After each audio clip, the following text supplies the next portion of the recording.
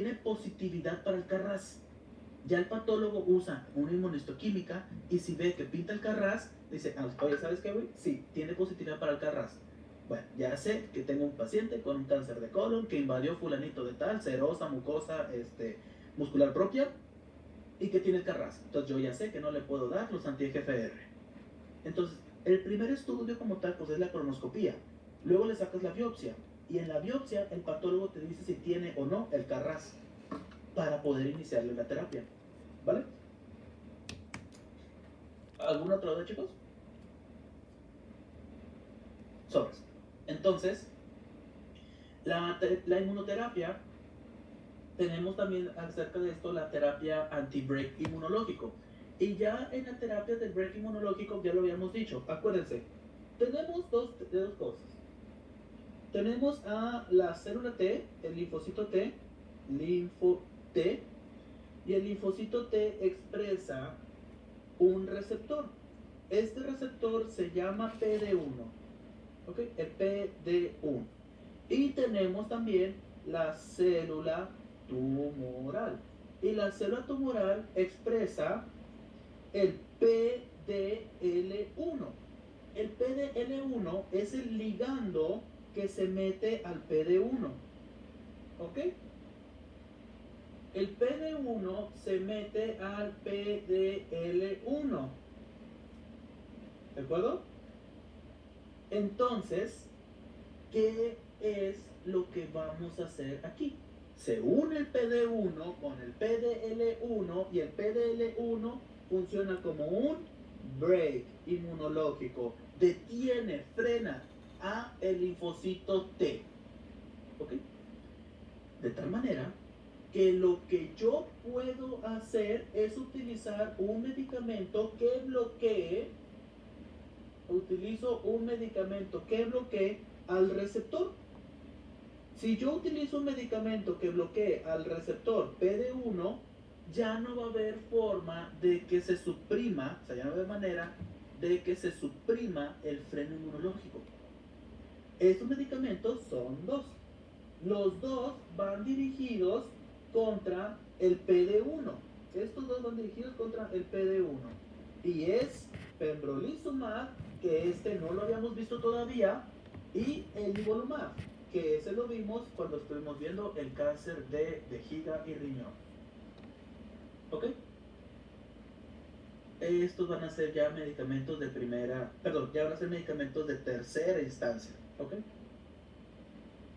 Bueno, ahora, como tal, en México no existe un tamizaje. ¿Ok? No existe un tamizaje como tal en México, porque el cáncer de colon no es tan frecuente aquí. ¿Ok? Sin embargo, hay lugares, por ejemplo, en China, que ahí sí es súper frecuente el cáncer de colon, ahí sí hacen un tamizaje. Sin embargo, hay una guía de práctica clínica allá súper olvidada por Dios, donde dice que sí debemos hacer tamizaje en los pacientes. Bueno, esta guía de práctica clínica dice que el tamizaje se debe hacer por medio de la examinación de las heces. ¿Ok? Después de que los pacientes tienen 45 años, nosotros debemos de examinar las heces del paciente para ver si el paciente tiene o no, un riesgo de desarrollar cáncer. ¿Cómo se llama este estudio de examinación de las heces? El estudio se llama Guayaco. ¿Ok? El estudio Guayaco. ¿De acuerdo? Cada cuánto tenemos que hacer el estudio de Guayaco anual. ¿Ok? Se debe de hacer anual. Muy bien. Cuando un paciente tiene más de 85 años, se suspende el tamizaje. Muy bien. Y con esto pasamos a el cáncer del páncreas. Antes de pasar al cáncer del páncreas, muchachos, ¿alguien tiene alguna duda? Bueno, vamos a pasar ahora a el cáncer pancreático. Acerca de cuál es el tumor más frecuente del cáncer del páncreas es el epitelio, ¿ok? De los ductos. Es decir, el cáncer más frecuente de pulmón va a ser de pulmón, el cáncer de páncreas. ¿Cuál es la función del páncreas. El páncreas es... A ver, pues, ¿qué tanto se clavan en los tratamientos? Mira, se clavan en el sentido de que quieren que sepas el de primer orden, ¿ok?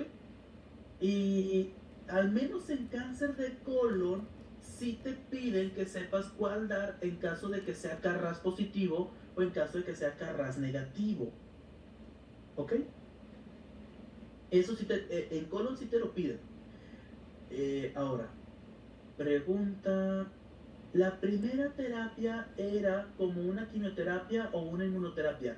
La primera terapia, la que utilizamos en el contra EGFR, es una terapia blanco, ¿ok? Contra EGFR es una terapia blanco. ¿Es una quimioterapia? Pues sí y no, porque la quimioterapia tiene muchos efectos adversos, la inmunoterapia no. La quimioterapia son medicamentos que regularmente van dirigidos contra la tirosincinasa, son medicamentos que van dirigidos contra algún factor de transcripción tumoral y va a provocar el efecto secundario de que nos va a dar de que la pérdida de cabello, el vómito, etc. La terapia blanco es mejor porque no vas a atacar a lo güey, vas a atacar solamente a lo que te interesa, ¿ok? La terapia blanco es mejor que la quimioterapia. Eh, Pregunta, ¿el Carras positivo? De nada. ¿El Carras positivo es que está mutado? Sí, exacto.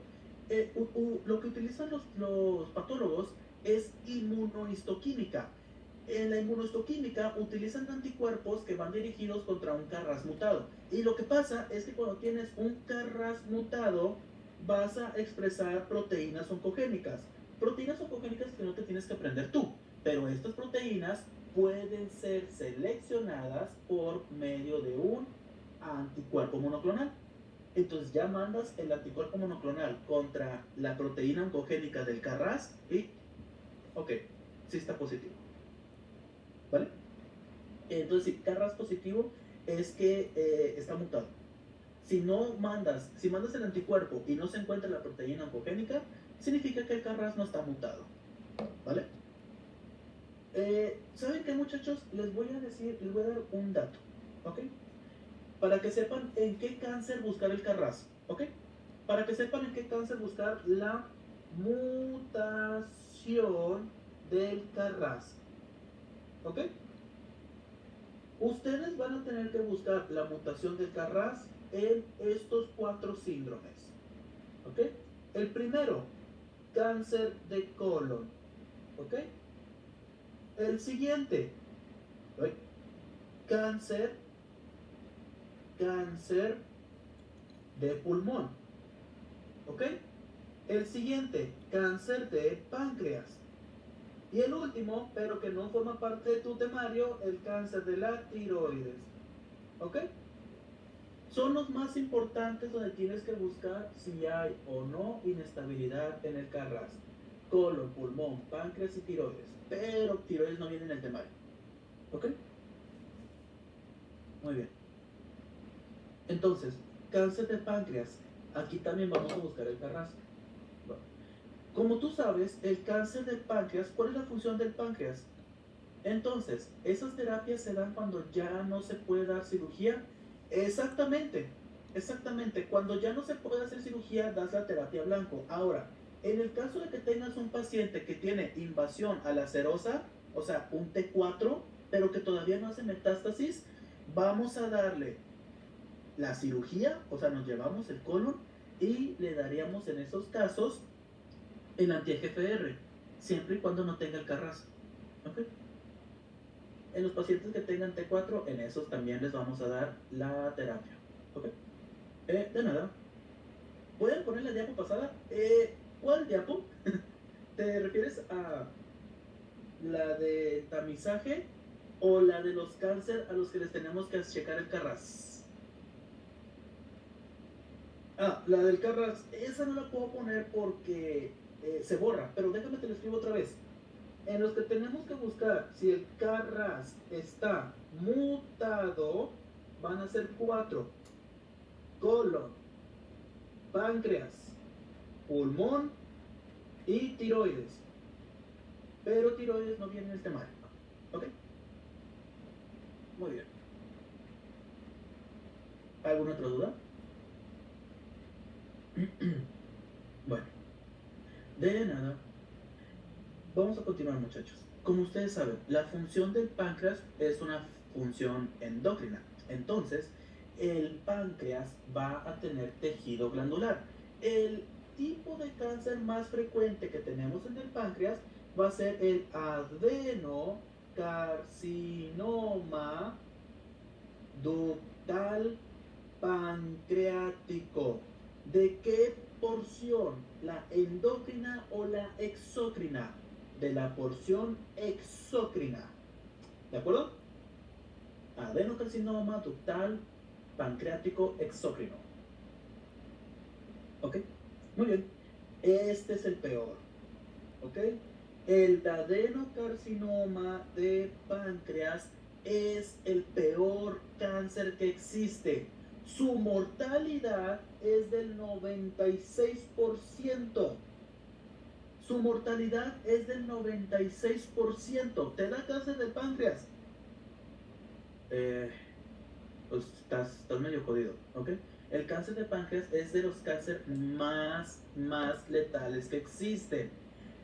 Recientemente, con la salida de nuevas terapias, como por ejemplo las terapias basadas por ejemplo, en quimioterapia, las resecciones, etcétera, han mejorado la supervivencia del cáncer de páncreas.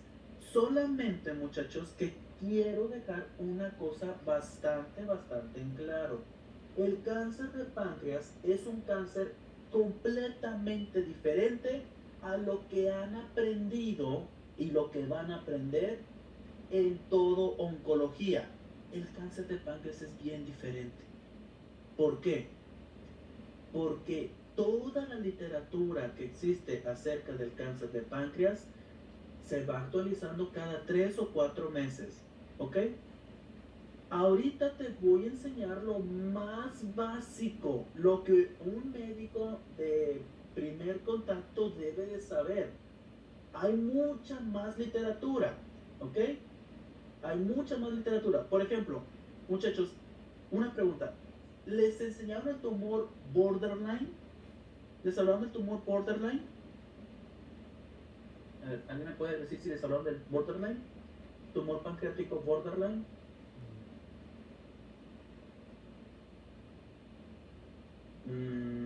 Ok. A ver, un tantito. ¿Qué dice? Creo que es. Ok, bueno, miren. El tumor, por ejemplo, el tumor borderline, si se los mencionaron, ya no existe el tumor borderline como tal. Ahorita el borderline se dividió en 3 diferentes tipos de tumores. O sea, eso acaba de suceder, no tiene ni 6 meses. Entonces, esa clase de cosas ya súper clavadas, bien cabrón, no se lo van a saber. Solamente lo que veamos aquí va a ser lo importante, ¿ok? Pero hay mucha más literatura del cáncer de páncreas, demasiado. Bueno, el cáncer de páncreas es el peor cáncer que existe porque tiene una mortalidad del 96% ¿al cuánto tiempo? En un año. ¿Ok? 96% de mortalidad en un año. Si te preguntan en el examen, caso por caso, o la palabra, caso por caso, es el peor cáncer, o dicho, caso por caso, es el cáncer que tiene la mortalidad más alta, caso por caso, o individualmente, es el de páncreas. ¿Okay? El que tiene la peor mortalidad es el cáncer de páncreas. Ya si te preguntan, cáncer que tiene la mayor mortalidad a nivel mundial, pues obviamente el que tiene mayor mortalidad es el de pulmón. ¿Por qué? Porque a todo mundo le da. El de páncreas es muy raro, es poco frecuente, pero mata. ¿Ok? Entonces, el grupo de edad en los que suele aparecer el cáncer de páncreas es entre los 65 y los 74 años de edad. El problema con este cáncer es que la mayoría, más del 50%, el diagnóstico se hace cuando ya hay metástasis a distancia. ¿Ok? Menos del 10% va a ser una enfermedad localizada resecable Y hasta el 29% ya hizo metástasis regional hacia los ganglios regionales. ¿Ok? Vaya, ¿por qué tiene tan mala mortalidad? Porque se diagnostica en estadios muy avanzados. ¿Ok? Bueno, muchachos, el páncreas tiene que liberarle la insulina. ¿Y la insulina se la libera a quién? Se la libera al torrente circulatorio. ¿Tú crees que el páncreas está vascularizado? Bastante, está súper vascularizado con el plexo arteriovenoso mesentérico. Está ampliamente vascularizado. De ahí el problema que el páncreas da mucha metástasis. ¿De acuerdo? Cuando te preguntan en términos de índice de fatalidad, no te preguntan en una escala de 1 a 100. Te lo preguntan en escala de 0.001 a una escala de 0.100 o 0.1. ¿Ok? Entonces, el índice de fatalidad va a ser de 1. Perdón, va a ser de 0.96. ¿Ok? El índice de fatalidad va a ser de 0.96%. ¿Ok? Al primer año. Acerca de la biología tumoral, o sea, qué es lo que tenemos que estudiarle a estos tumores, vamos a tener que buscar cuáles son las mutaciones que tienen alteradas estos pacientes. Por ejemplo, en el 90% de los tumores van a tener el KRAS, lo que les había dicho. 90% de las veces van a tener una mutación en el KRAS. ¿De acuerdo? Ahora, el KRAS, ya sabes, es un oncogeno. De los genes supresores que van a estar alterados, vamos a tener el CDKN2A. El CDKN2A es el inhibidor de la sinasa, dependiente de la ciclina 2. Ciclina 2. ¿Ok? El CDKN2 es un supresor tumoral que es el inhibidor de la ciclina dependiente, la sinasa dependiente de la ciclina 2. Y el P53 también es un supresor tumoral que ya conocen, es el guardián del ADN. Vamos a tener deficiencia del CDKN2A y vamos a tener la deficiencia del P53 con la activación del KRAS. ¿Ok? Este gen va a ser más importante cuando veamos las lesiones premalignas. ¿Ok? Muy bien. Acerca de los factores de riesgo, muchachos, los factores de riesgo que vamos a tener van a ser la edad. Acuérdate, grupo de edad en el que aparece arriba de 55 años. Sin embargo, el factor de riesgo va a ser arriba de 70 con un odds ratio de 5 veces. Pacientes masculinos, tabaquismo, diabetes, obesidad. Estos dos te los van a preguntar. ¿Ok? ¿Cuáles son lesiones pancreáticas que están asociados con malignidad? Las lesiones pancreáticas que están asociadas a malignidad son la colangitis esclerótica y la pancreatitis crónica. ¿Ok? Muy bien. Otros tumores, o más bien otros factores asociados a genética pueden ser afección en el BRCA2. ¿Ok? Acuérdate, ¿qué es el BRCA2? Es un supresor tumoral. ¿Ok? Pacientes que tengan el síndrome de melanoma múltiple, pacientes que tengan el síndrome de Peutz-Jeghers. ¿Ok? El síndrome de Peutz-Jeghers. ¿Cuál era el síndrome de Peutz-Jeghers, muchachos? ¿Alguien se acuerda? Era el paciente que tenía las manchas hiperpigmentadas en mucosas. ¿Ok? Muy bien. Síndrome de Peutz-Jeghers también me va a dar un incremento en el riesgo. Paciente que tenga el síndrome de Lynch. Acuérdate, el síndrome de Lynch es uno de los tumores más heterogéneos que existen.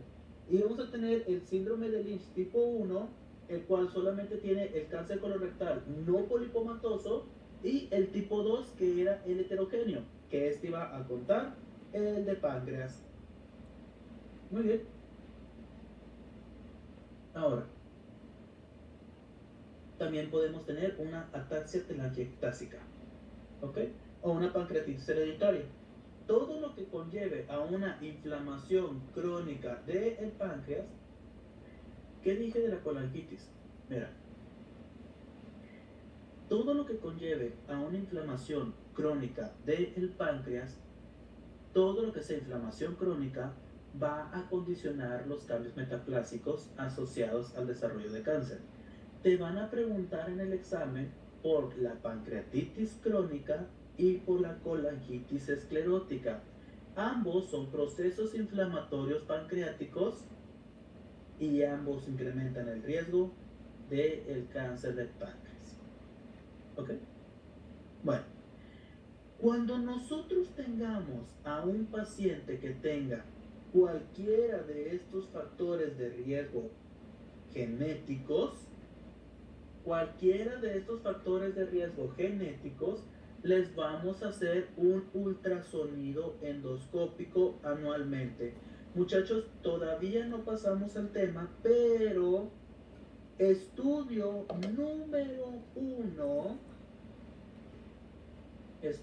número uno para el diagnóstico, o más bien para el tamizaje del cáncer de páncreas, ultrasonido endoscópico.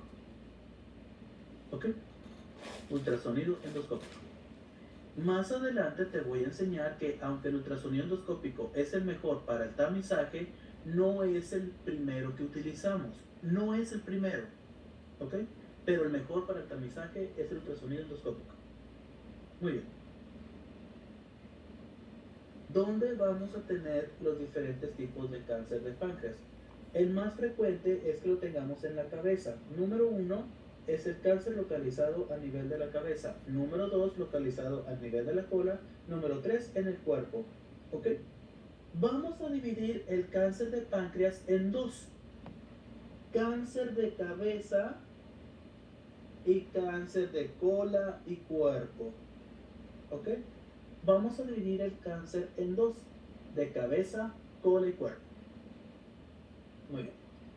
¿Por qué hacemos esto? Porque la sintomatología variaría dependiendo de cuál sea el que tengamos afectado. Vamos a tener la sintomatología. Muchachos, fíjense en este síntoma de aquí. Ictericia. ¿Ok? La ictericia en el cáncer de cabeza. Y vamos a ver ahora la ictericia en el cáncer de cuerpo y cola. Aquí está, ictericia en el de cabeza, el de cuerpo y cola. ¿Cuál es el porcentaje de frecuencia en uno y en otro? En el de cabeza, 82%. En el de cuerpo y cola, 7%. ¿Qué significa? Que es muy raro tener este síntoma en el de cuerpo y cola. ¿Y por qué es común tenerlo en el de la cabeza? Por dentro de aquí tenemos, bueno, lo voy a dibujar más arriba. Aquí arriba tenemos al hígado, ¿no? El hígado contiene algunos conductos, los conductos hepáticos, conducto hepático derecho, conducto hepático izquierdo, ¿ok? Después se va a formar el conducto hepático común. Después del conducto hepático común, aquí que tenemos la vesícula biliar. La vesícula biliar tiene el conducto cístico que se combina con el conducto hepático común y viene después los conductos pancreáticos y forman el colédoco. El conducto colédoco, que lleva parte del hígado, lleva parte de la vesícula y lleva parte del páncreas, ¿a dónde desemboca? Desemboca a el duodeno. ¿Ok? Desemboca a el duodeno. ¿Ok? Entonces, cuando nosotros tenemos una tumoración en la cabeza, el tumor va a tapar el orificio de salida,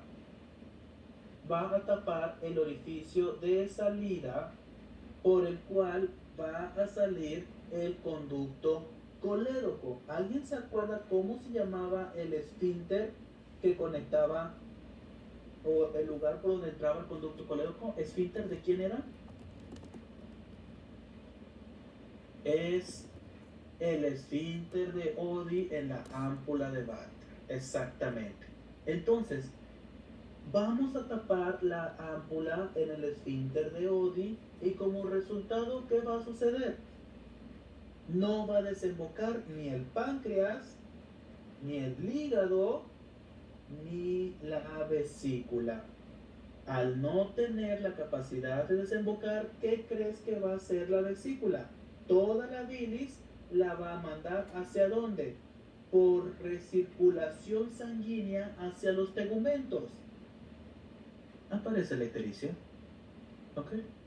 Los datos, muchachos, de un paciente que tiene cáncer de páncreas en la cabeza son los mismos datos que tiene un paciente con colecistolitiasis. ¿Ok? Son los mismos datos de un paciente con colelitiasis. El paciente que tiene ictericia, el paciente que tiene dolor, que tiene coluria y lecolia, que tiene náusea y vómito, que tiene ascitis. A mí me suena más a una piedra en la vesícula que a un tumor de páncreas, ¿no? Bueno, el dato más importante para el cáncer de páncreas es la pérdida de peso, ¿ok? La pérdida de peso está presente en la de cabeza y en la de cuerpo y cola. Es el dato más importante del cáncer de páncreas. Tanto el paciente que tiene una piedra en la vesícula, él no va a bajar de peso. Paciente que tiene una piedra en la vesícula no va a bajar de peso. Paciente que tiene un tumor en páncreas va a perder pérdidas de peso clínicamente significativas. ¿Cuál es una pérdida de peso clínicamente significativa? Una pérdida mayor a el 10% de su peso a lo largo de 3 meses. ¿Ok? Entonces, lo característico de los tumores de páncreas van a ser las pérdidas de peso. ¿Ok? Es con lo que lo vas a sospechar. De lo contrario, yo pensaría en una piedra. Y de hecho, no solamente me pasaría a mí, a la mayoría de las personas les sucede. Tienes estos síntomas, entonces el paciente, ¿qué es lo que va a manifestar? Va a manifestar los datos de una piedra. ¿Y el médico qué es lo que le va a hacer? Le va a pedir un ultrasonido. Y en el ultrasonido abdominal, ¿qué pasa con el ultrasonido abdominal? Sí, es el primer estudio para revisar el dolor abdominal y es el primer estudio para revisar la ictericia. Porque piensas que tienes una piedra, no piensas en un tumor. Y, oh sorpresa, el ultrasonido abdominal, que es el primer estudio que tenemos que realizar. ¿Por qué? Porque yo además sé que el paciente tiene una piedra, es lo que sospecho. El ultrasonido abdominal es muy poco sensible para los tumores pequeños de páncreas. ¿Ok? El ultrasonido abdominal va a ser el primer estudio. ¿Ok? El ultrasonido abdominal va a ser el primer estudio. ¿Ok? Le puedes regresar a los síntomas súper rápido sin problema. Ahí te va. ¿Ok? El primer estudio que vamos a realizar va a ser ultrasonido abdominal. Pero, oh sorpresa, oh problema, el ultrasonido abdominal me queda corto para hacer el diagnóstico de tumores menores de 3 centímetros. ¿Ok?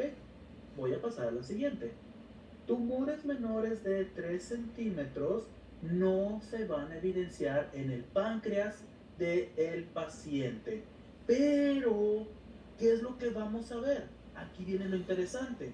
En el examen te va a decir que el paciente lo único que tiene es datos de inflamación local en el páncreas. ¿Ok? Te va a decir que tiene una ectasia del colédoco, una ectasia del pancreático. ¿Ok? El ultrasonido no te va a dar el diagnóstico, olvídalo, no te lo va a dar. Pero el ultrasonido te va a decir que hay ectasia y te va a decir que hay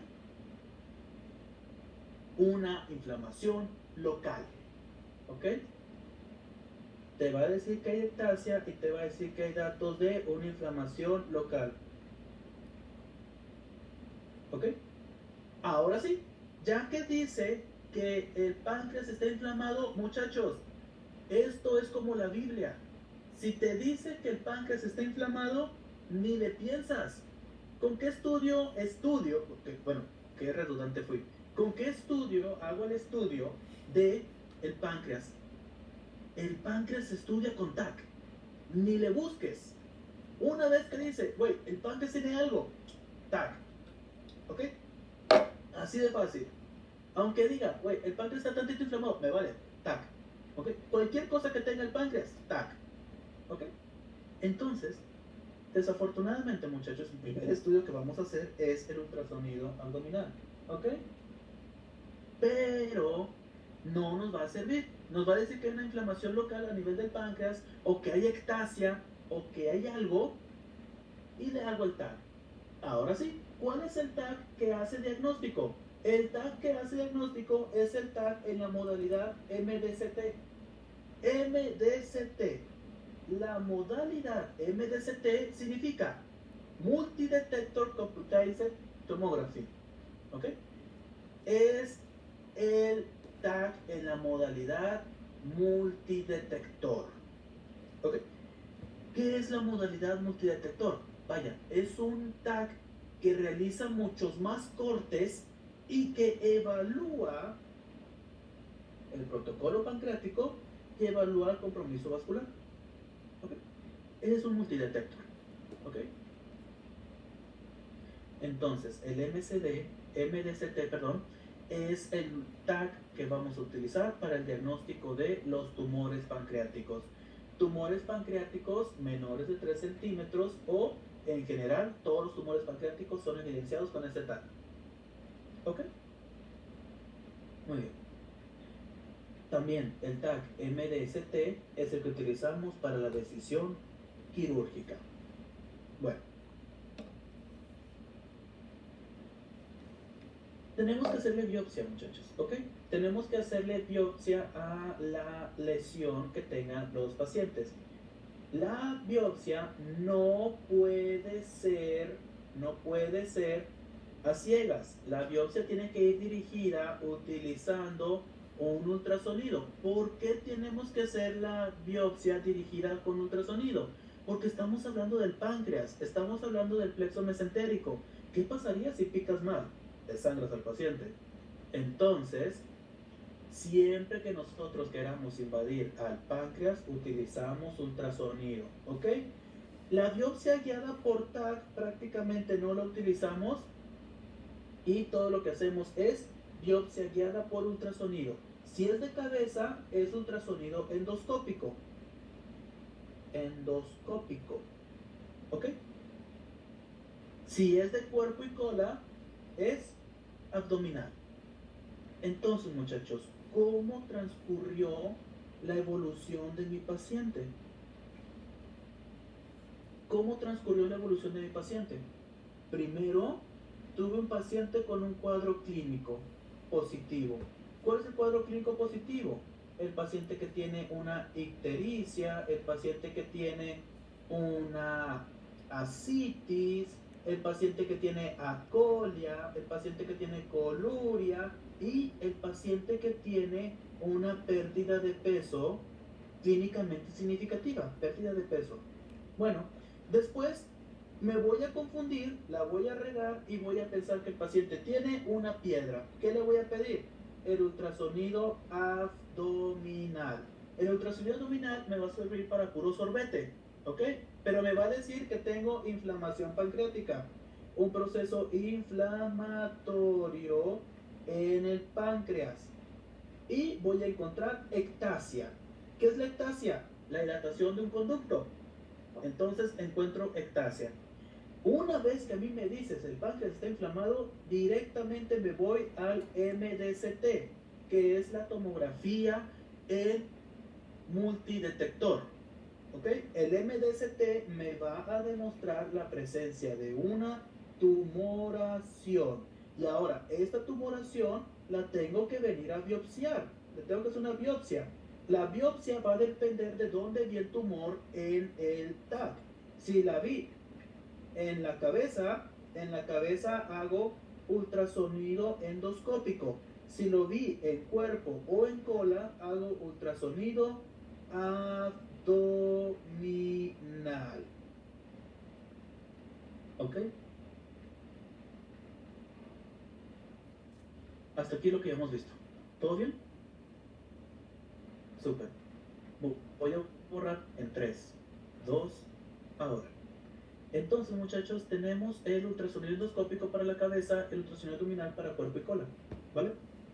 Bueno, el ultrasonido endoscópico, muchachos, la mayoría de las veces lo vamos a utilizar ya sea para los pacientes que voy a hacerle la biopsia.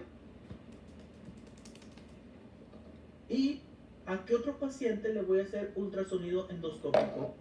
Le voy a hacer ultrasonido endoscópico a los pacientes que tienen, me muevo tantito, pacientes que tienen factores de riesgo genéticos. Muchachos, en un mundo ideal, el estudio que vamos a hacer es el ultrasonido endoscópico. Pero ¿cuál es el problema? Es más fácil hacerle un TAC a un paciente que meterle una cámara por la boca, llegar hasta el duodeno y hacer ultrasonido. Entonces, no vamos a hacer ultrasonidos endoscópicos a todo el mundo. ¿Por qué? Porque no es fácil. No tenemos el medio para hacerlo. ¿Ok? El ultrasonido endoscópico se va a reservar para la biopsia y se va a reservar para los pacientes que tengan factores de riesgo. ¿De acuerdo? Bueno. Ahora, ¿cuáles son los marcadores tumorales que vamos a tener aquí? Los marcadores tumorales que vamos a tener aquí van a ser dos: el antígeno carcino embrionario y el CA19-9. ¿Ok? Como dijimos, ninguno de estos son diagnósticos. Siempre van a ser solamente pronósticos y de respuesta al tratamiento. Bueno, en el CA19-9, ¿a partir de cuánto es el límite normal? Lo normal del CA19-9 es 37. Hasta 37 es normal. ¿Vale? Muy bien. Hay un número que no es ley, pero si está por arriba de 150, se dice que ya es irresecable. ¿Ok? No es ley, ¿ok? Pero es un predictor de irresecabilidad si el CA19-9 está arriba de 150. ¿De acuerdo? Como quiera, el que decide si es resecable o no es resecable es el TAC. ¿Ok? Es el TAC el que decide si es o no irresecable. No lo decide un marcador, solamente que es un predictor. ¿Vale? Muy bien. Para el pronóstico, muchachos, si el paciente tiene menos de 37, o sea, post-tratamiento, después de haber hecho el tratamiento, hay una probabilidad de supervivencia del 50% a 5 años. Si es mayor a 37, la probabilidad de supervivencia es del 20% a 5 años. ¿Ok? Muy bien.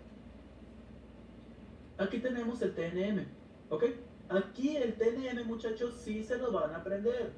¿Ok? El TNM sí se lo van a aprender. Y se lo van a aprender así. T1, páncreas menor de 1 centímetro. Este es resecable. T2, páncreas mayor de 2 centímetros. Este también es resecable. Permíteme. Dice, ¿le puedes regresar a la pasada? Sí, ahí te va. Ahí lo tiene. Tenemos el T1 es resecable, ¿de acuerdo? El T2 es también confinado al páncreas y también es resecable. ¿Ok? Voy a pasar al siguiente. Muy bien.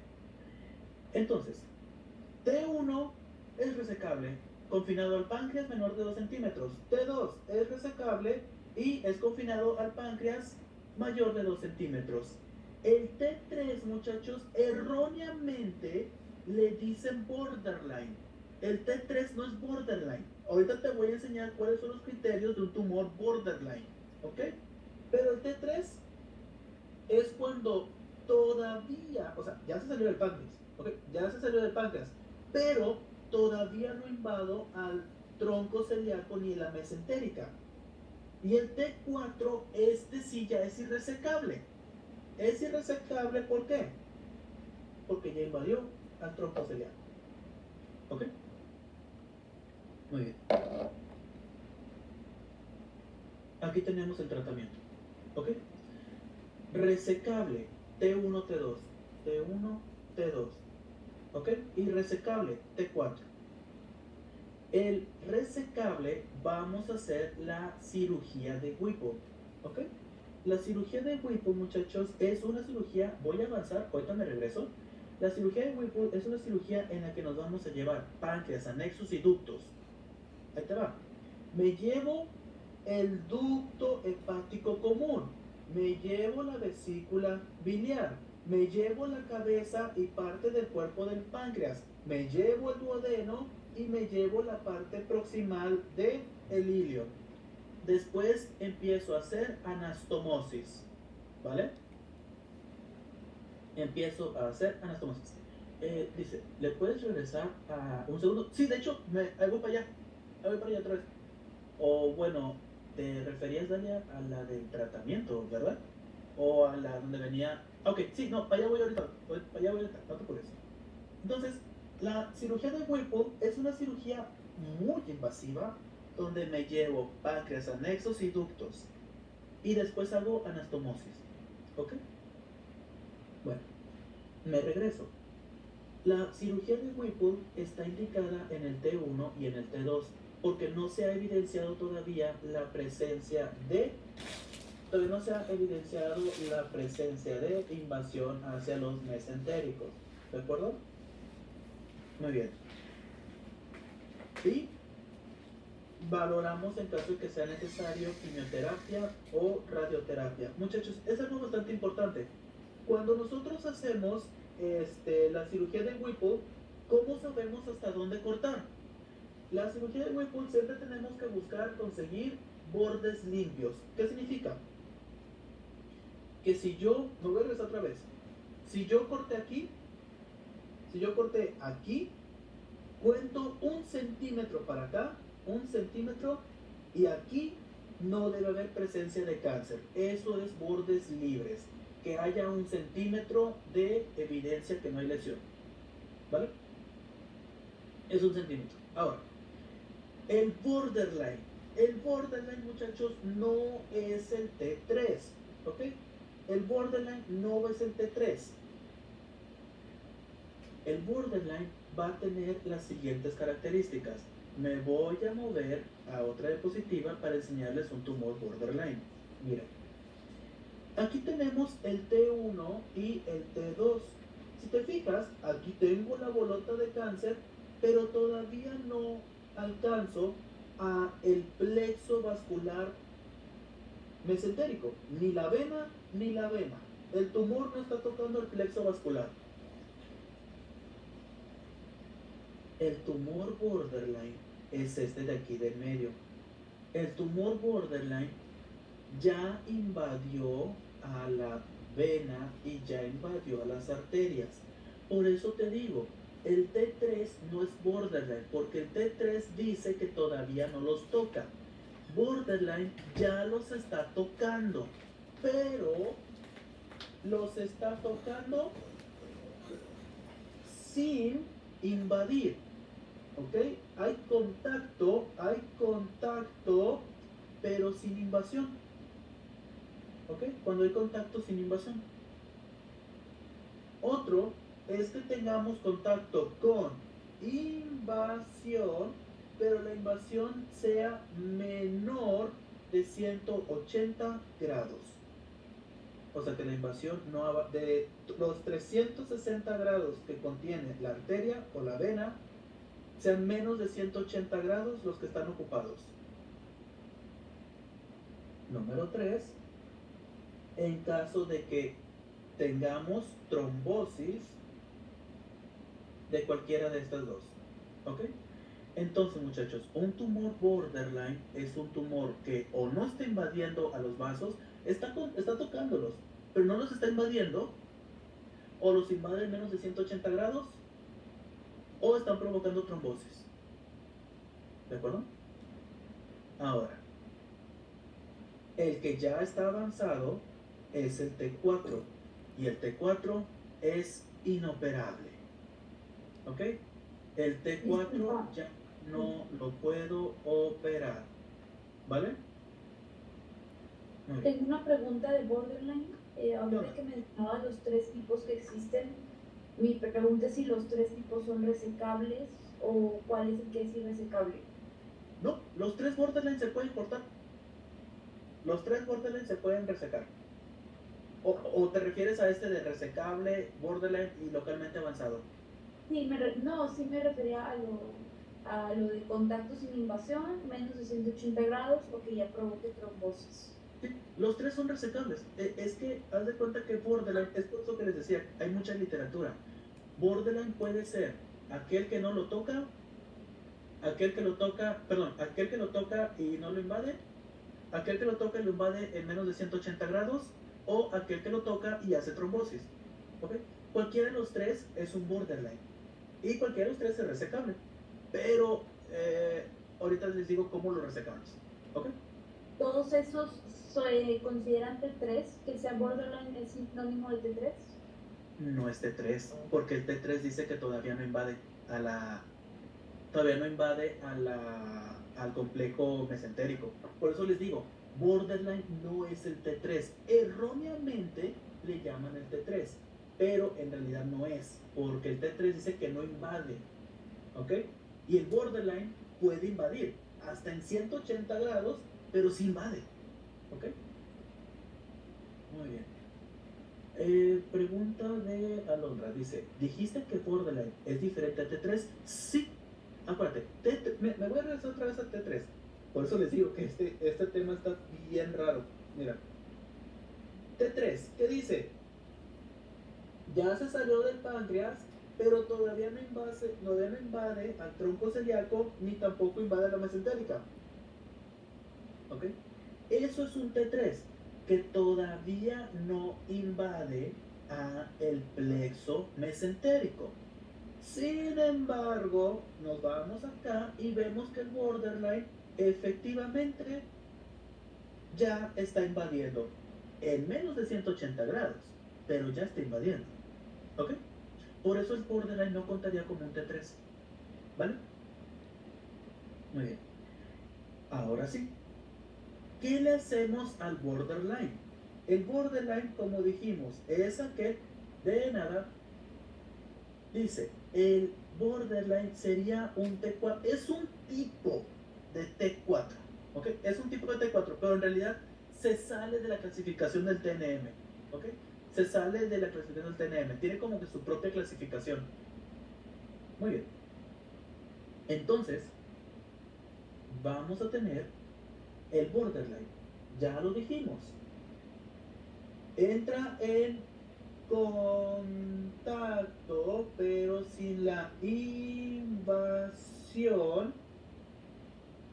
Hace invasión en menos de 180 grados o está provocando trombosis. ¿Ok? En esos casos, los borderline, ¿cómo los voy a operar? Primero les hago quimio y radio neoadyuvantes. O sea, primero les doy tratamiento como si no los pudiera resecar. Les doy quimio y les doy radio. Me espero 3 meses. Si en los 3 meses bajó de tamaño, dejó de invadir, lo puedo operar. Si en los 3 meses no respondió al tratamiento, no lo puedo operar y se considera ahora irresecable. ¿Ok? Esa es la cuestión con el borderline. Le doy 3 meses de tratamiento local. Si no responde, no lo opero. Por eso es borderline. Está al límite de ser no resecable. Bueno. Y finalmente el resecable, el T4. El T4, ¿qué vamos a tener con él?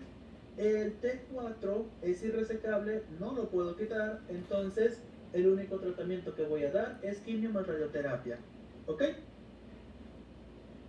Y cuando ya tenemos una enfermedad metastásica, vamos a buscar la inestabilidad en los microsatélites. ¿Cuál es el microsatélite en el que yo busco la inestabilidad? El PDL1. Si yo demuestro inestabilidad en el microsatélite PDL1, ya se la saben. ¿Qué doy cuando tengo inestabilidad en el PDL1? El que es pembrolizumab, ¿ok? O también puedo dar el nivolumab. Nada más que recuerden que estos, ¿cuál es su función? Quitar el freno inmunológico. ¿Vale? Muy bien. ¿Se acuerdan que les dije que el cáncer de páncreas mataba y mataba bien feo? Bueno, es por los medicamentos anti-break que ya mejoró la mortalidad del cáncer de páncreas. ¿Ok? Gracias a los anti-break, anti-PDL1, es que hemos mejorado la mortalidad del páncreas. ¿Ok? Lo suficiente como para poder, si logramos hacer que el tumor se hace resecable, lo operamos, le damos PDL1 y el paciente sobrevive. Problema, el diagnóstico más del 50% de las veces se hace en estadios avanzados. ¿De acuerdo? Con eso terminamos el cáncer de páncreas, pero vamos a pasar ahora a otros tipos de tumores, que son las lesiones premalignas. ¿De acuerdo? ¿Qué son las lesiones premalignas? Es como si te dijera, antes de tener la rabia, me da gripa. Es el pródromo, ¿ok? Entonces, las lesiones premalignas, como su nombre lo sugiere, son pródromos de un síndrome más avanzado que será el cáncer de páncreas, ¿ok? Vamos a revisar algunas cuantas. Revisaremos la neoplasia mucinosa del papilar ductal, vamos a ver los tumores serosos y finalizaríamos con el tumor de Panin, ¿ok? Bueno, ahí te va. La neoplasia mucinosa papilar intraductal, te van a preguntar en el examen, ¿qué le hacemos? ¿La observamos, la operamos o qué le hacemos? Bueno, acerca de la neoplasia mucinosa papilar intraductal, esta, muchachos, la vamos a sí o sí, la vamos a operar. ¿Por qué? Fíjate toda la inestabilidad genética que tiene. Tiene el KRAS positivo, tiene el CDKN2A positivo. ¿Qué habíamos dicho que era este? El CDKN2A, el de la cinasa dependiente de ciclina. ¿Ok? Tiene el P53 positivo. ¿Ok?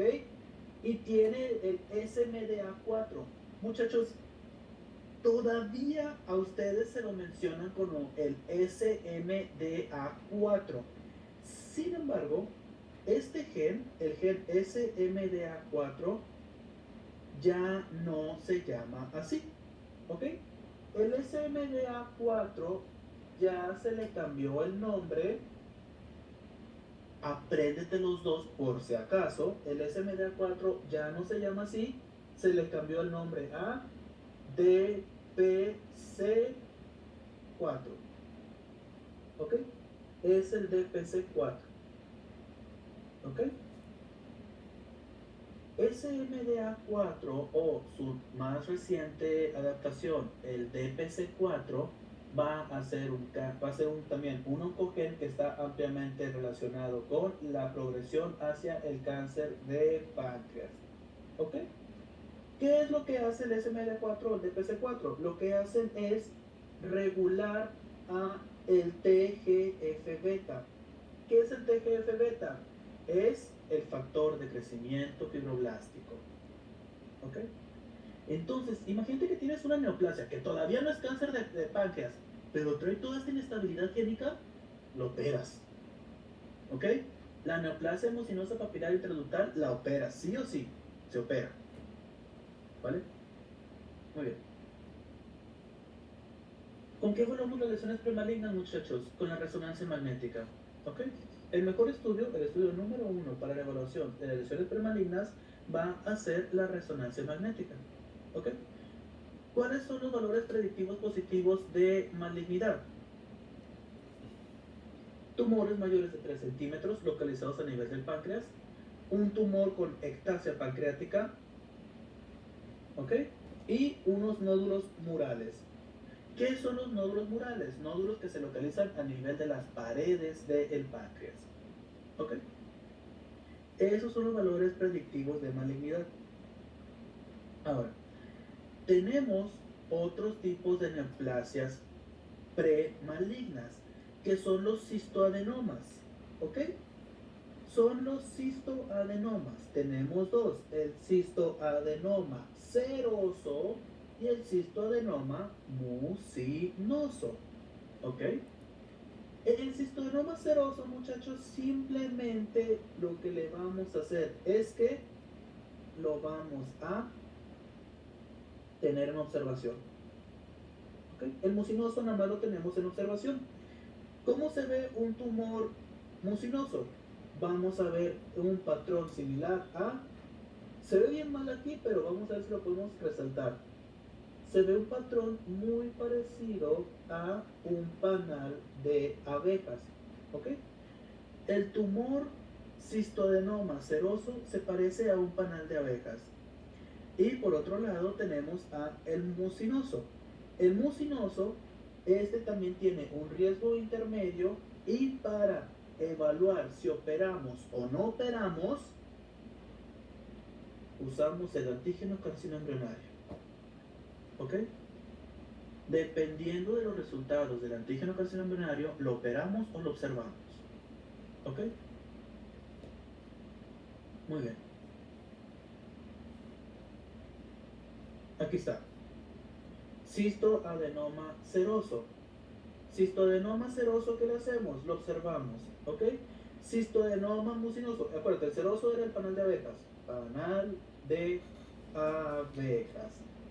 El mucinoso lo vamos a medir con el antígeno carcinoembrionario. Si tiene antígeno carcinoembrionario elevado, es mayor de 3 centímetros o se le demuestra mutación en el P53 o en el KRAS, cualquiera de los tres operamos. ¿Ok? Cualquiera de los tres. No necesita los tres. Con uno es suficiente para resecar. Si no tiene criterios, vamos a estar haciéndole resonancias anuales. ¿Ok? Muy bien. El último, el PANIN. ¿Ok? El PANIN o Pancreatic Intraepithelial Neoplasia va a ser una neoplasia precursora. ¿Ok? El PANIN es una neoplasia precursora. ¿Ok? En vamos a comenzar a tener la metaplasia intraductal, pero no va a ser invasiva. ¿Ok? El 70% de las veces se demuestra que no está asociado a cáncer. Entonces, ¿qué le vamos a hacer al PANIN? Si el PANIN es KRAS positivo, cirugía. Si el PANIN es KRAS negativo, rezo anual. ¿Ok? Una resonancia anual. Y ya. ¿Ok? Con esto terminamos el cáncer de páncreas. El cáncer de páncreas, muchachos, les digo, es un tumor, es un cáncer difícil porque como tiene tanta mortalidad, hay muchos esfuerzos destinados a su descripción molecular, a su clasificación. Les digo, esa clasificación que les dije de borderline, ahorita ya tiene como 4 o 5 subclasificaciones diferentes. ¿Ok? Entonces, es un tumor complejo. Por lo que vimos aquí, debe ser suficiente, bueno, más bien, es suficiente para el examen de pregrado. ¿Ok? Más allá de eso, no les aconsejo. Con esto pasaríamos ahora a el cáncer de cabeza y cuello. Antes de pasar a cabeza y cuello, ¿hay alguna duda? Bueno, miren, cabeza y cuello va a ser un tumor que si lo estudiamos individualmente, no acabamos en una semana. ¿Por qué? Porque los tumores de cabeza y cuello son muchos. Por ejemplo, tumores de cabeza. Vamos a tener los tumores del sistema nervioso central, supra e infratentoriales. Tumores de cuello, tenemos el Joe Syndrome, tenemos, por ejemplo, también los tumores los tumores que son asociados a las encías, los tumores que son asociados a la lengua, los tumores mucinosos de la boca, tenemos los tumores de las glándulas salivales, tenemos muchísimos tumores en el cuello, demasiados. Ahí entra también los tumores de las cuerdas vocales verdaderas, los tumores de las cuerdas vocales falsas, los tumores del timo y los tumores de la tiroides. Hay muchos cáncer en cabeza y cuello. ¿Ok? En cabeza también entran los tumores de la piel, entran también los tumores de la nariz. Un desmadre. ¿Ok? Ustedes van a ver oncología de cabeza y cuello de una manera muy superficial. ¿Ok? Lo van a ver de una manera muy superficial, ¿de acuerdo? De todos los cánceres de cabeza y cuello que tenemos, el más frecuente en todos los que les acabo de mencionar, que son muchísimos, vamos a tener el carcinoma de células escamosas. ¿Ok? El carcinoma de células escamosas va a ser el más frecuente en cabeza y cuello. ¿Vale? Muy bien. Para esto tenemos que definir cuál va a ser la anatomía de la faringe. De la anatomía de la faringe vamos a incluir a los senos paranasales, los cornetes nasales, la cavidad oral y la faringe. Recordando que la faringe se encuentra delimitada a diferentes niveles. No es anatomía, muchachos, entonces no se preocupen porque no les van a pedir que sepan diferenciar dónde inicia y dónde termina cada uno de los compartimentos, ¿ok? Nada más que sepan la nasofaringe, orofaringe e hipofaringe. Lo que sí es importante que deben de saber, y ahí sí, recordar anato, es si un tumor se considera supraglótico, glótico o subglótico. Aquí sí, muchachos, anatomía. Aquí se ocupan anato. Ahí les va. Un tumor, a ver, permítanme un momento. Muchachos, acaban de preguntar ahorita en el chat si ya vimos el cáncer de hígado. No, todavía no lo vimos, lo vamos a ver mañana. ¿Ok? No se preocupen, lo vamos a ver mañana. Ahora, acerca del tumor de cabeza y cuello. Necesito que se aprendan si una tumoración es supraglótica, glótica o infraglótica o subglótica. Bueno, ¿de qué va a depender esto? Como su nombre lo sugiere, muchachos, va a depender de la glotis. ¿Ok? Va a depender de la glotis. Ahí te va. Las lesiones supraglóticas va a ser todo aquello que se encuentre por encima de las cuerdas vocales verdaderas. Supraglóticas está por encima de las cuerdas vocales verdaderas. Glóticas están localizadas a nivel de las cuerdas vocales verdaderas y subglóticas están por debajo de las cuerdas vocales verdaderas. ¿Ok? ¿Quiénes son las que las van a dividir? Las cuerdas vocales. ¿Ok? Ojo, tenemos las cuerdas vocales falsas y tenemos las cuerdas vocales verdaderas. Las falsas son aquellas que, aunque tienen cartílago, no van a provocar la fonación. Y las verdaderas son aquellas que se localizan a nivel de la glotis y, al estar contenidas en cartílago, van a provocar la fonación. Bueno. Ahora, acerca de la epidemiología, es más frecuente en hombres 2:1, es más frecuente en mayores de 50 años y es más frecuente en los 2 tercios anteriores de la lengua. Muchachos, Acuérdense, al hablar de tumores de cabeza y cuello, estamos hablando prácticamente de muchísimos tumores distintos. La mayoría de los tumores suceden en los 2/3 anteriores de la lengua. Muy bien. Vamos a ver cuáles son algunos de los factores de riesgo. Los factores de riesgo que vamos a tener mayormente implicados van a ser el tabaquismo, el alcoholismo y la infección por el virus del papiloma humano. Acuérdate, ¿cuáles son los virus VPH que provocan cáncer? Por la producción de los oncogenes es el serotipo 16 y 18. Sin embargo, el serotipo 16 es el único que se ha asociado con la presencia de cáncer de cabeza y cuello. Particularmente, con mayor importancia, los hemos visto asociados a tumoración de la boca y de la lengua. ¿Ok? El VPH provoca sobre todo tumores de la boca y de la lengua. Ahora, en el video les ponen estas asociaciones que, pues bueno, están en el video, entonces apréndanse las asociaciones.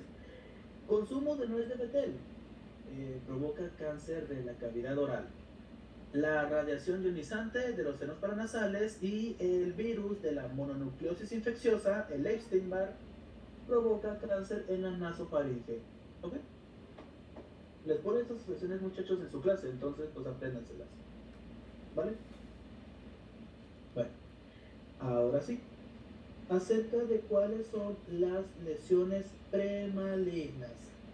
Como ustedes saben, tenemos dos tipos de lesiones blanquecinas que pueden aparecer a nivel de la lengua. Una es la leucoplaquia vellosa,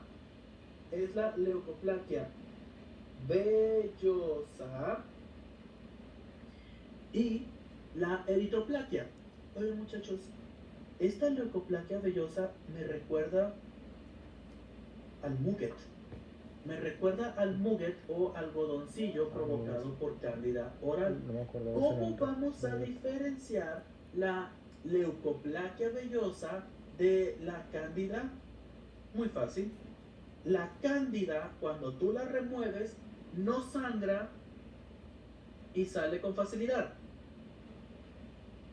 La leucoplaquia vellosa o no es removible, o si la remueves, es sangrante. ¿Ok?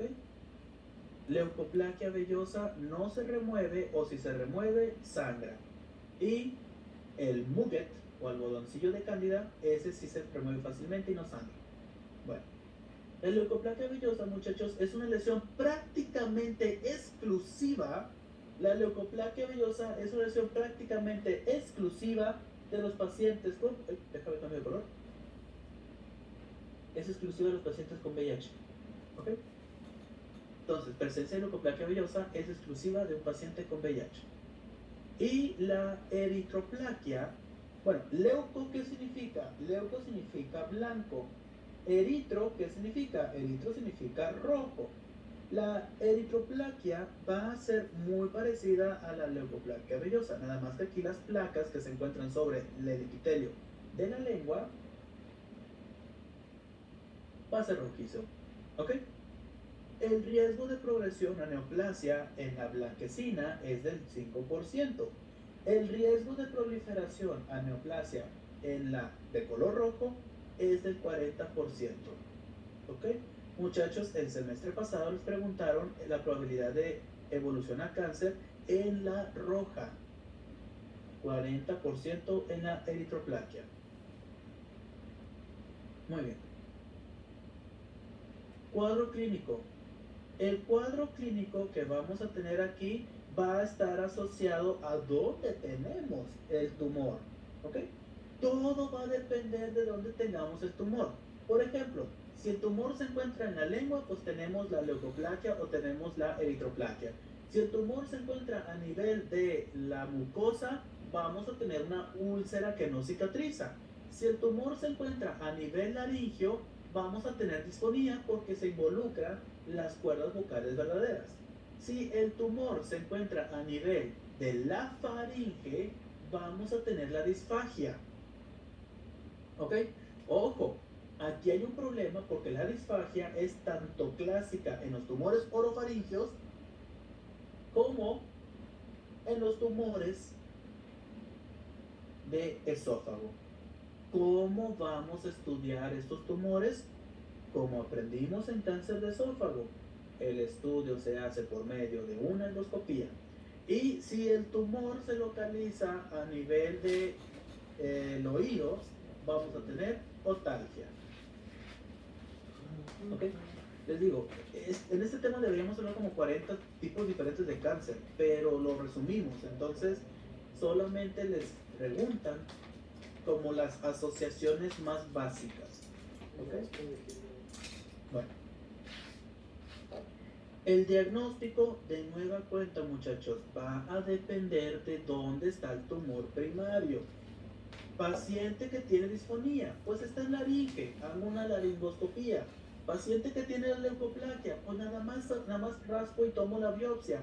Paciente que tiene alguna tumoración en la laringe, más por abajo, hago broncoscopía.